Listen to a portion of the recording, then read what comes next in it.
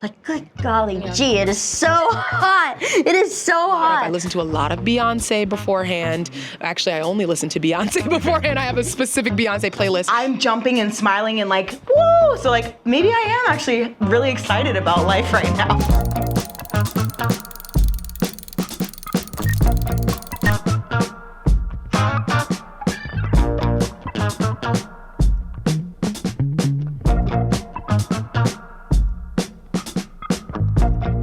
Yeah, my pre-show routine is very extensive. I actually come to the theater maybe like 2 hours before our actual call time, which is a half hour before the show. And first thing I do is do my makeup. I come make sure I'm well fed, because you have to be well fed. It's a lot of cardio. And I do my makeup, and that's the first thing I do. And then as soon as I'm done with my makeup, I immediately take 30 minutes of my time and warm up my voice.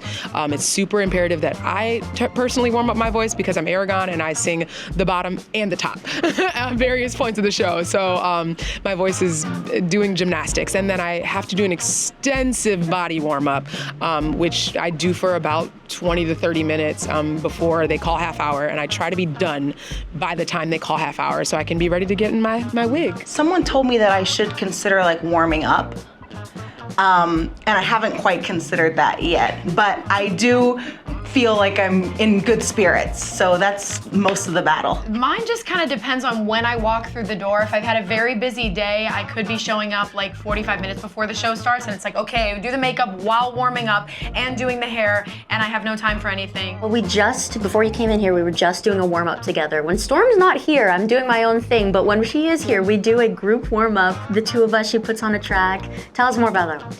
I have like 3 different ones that we cycle through, and yeah, around 30 minutes before half hour, we usually turn on our little warm-up to make sure our voices are warmed up. Oh, that's them testing out the sound system right now, so everyone's starting their warm-up, even for the show. What else? Yeah, we get here, I will say I get here disgustingly early to do our little makeup routine, make sure that we're not rushing before the show. If you see me in the morning, I am not functional, and so I already get perky towards the later hours of the day. And yeah, I guess for me, it's about making sure I'm not overexerting myself during the day, so my peak energy is saved for doing this.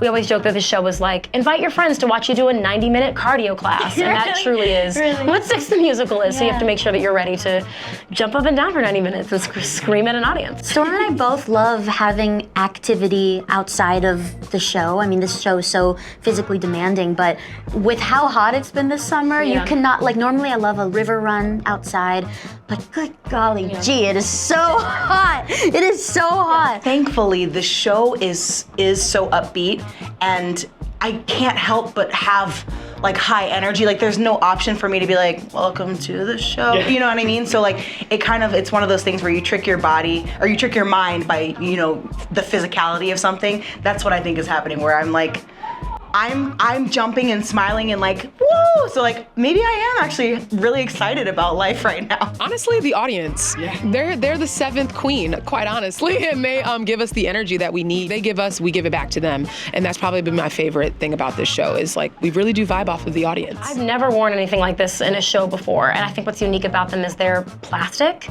and so it looks fantastic on the stage. They're they're really structured, each of the costumes are so unique, but it definitely was, I'll speak for myself, but a learning curve. Okay, next stage is clear for warm-ups. The stage is clear for warm-ups.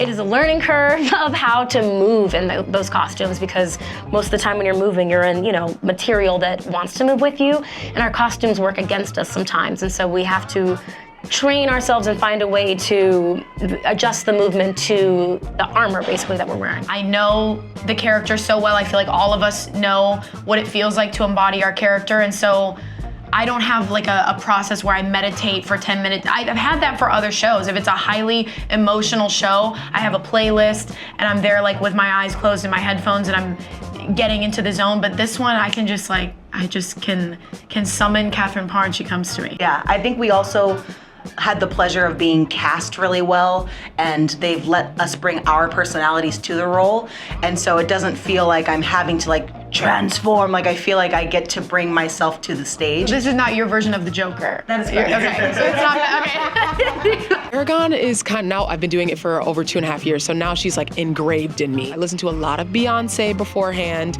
Actually, I only listen to Beyonce beforehand. I have a specific Beyonce playlist, and sometimes I'll just pick an album of the day and say, well, what Beyonce, era do I want to channel today for this show? We've been doing it for 2.5 years now, and so it really feels like these characters live in our body, and as soon as you put that armor on, that's like symbolic of you stepping into character, putting on those boots too. It gives this sense of elevation, like true royalty and true queens like hold their head up high and whatnot. They never let their crown fall. Since the start of the show, the last thing that I do in my process is put my wig on. And my natural hair color has changed a little bit throughout the process, but when I put on that dark brown, sophisticated, like very old Hollywood style wig, that for me, that's the final piece of getting ready. And once I'm fully in costume, it's like, oh, she's here. And but they've really encouraged us through this process to infuse a lot of ourselves into the characters and make the characters our own version of them. They've encouraged that when we were rehearsing back Valentine's Day 2022. And so as much as there's a sense of getting into character, there's also a sense of like letting yourself just be. In a little bit. Would you?